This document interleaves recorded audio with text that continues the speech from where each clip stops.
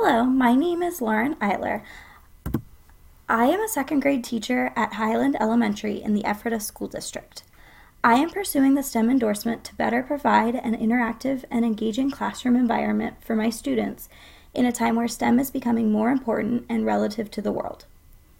Also, I believe STEM is the key to helping my students to become successful in the future world. Outside of school, I love to kayak and spend time with my dog Albus. As you can tell from my dog's name, I also love the Harry Potter series. My favorite candy bar is the Hershey bar. According to Donovan and Bransford, students learn science by using their prior knowledge and experience in order to create a foundation for new understanding.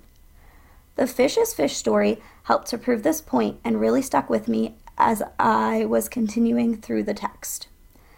Students also learn science through the combination of factual information and conceptual knowledge. Students need both the individual facts and the big ideas to learn a new concept. Students learn how to do science by actively taking part in scientific inquiry. According to Donovan and Bransford, students must be engaged in the scientific process, not just going through the steps of science. Students also need time to observe, imagine, and reason about the subject being studied.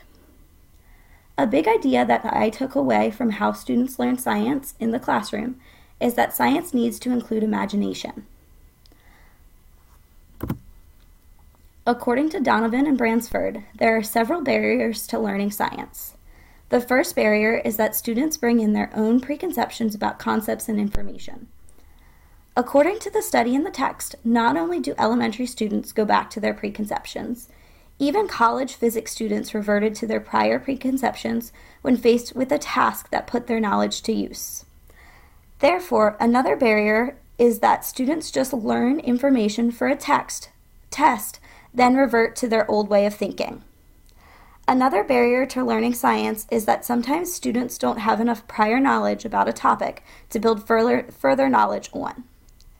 The last barrier is that some students lack the ability to take control of their own learning. My classroom adheres to the tenets of science learning that was described in the module readings. My classroom adheres to addressing preconceptions through the use of pre-tests to examine prior knowledge. I am able to use my students' answers on pre-tests to figure out any preconceptions they may have.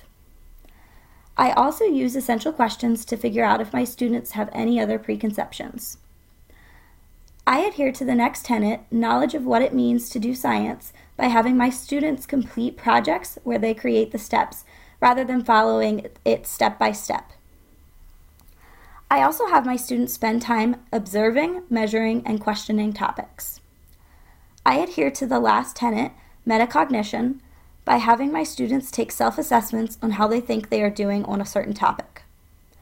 I also have my students share with me how they learned best so I can adapt my teaching style. My STEM perspective is that science, technology, engineering, and math are different subject areas that overlap each other. I believe that in order to do STEM, students must engage in all of the disciplines overlapping. According to Bybee, this is one of the many perspectives of STEM. Thank you so much for watching, and have a great night.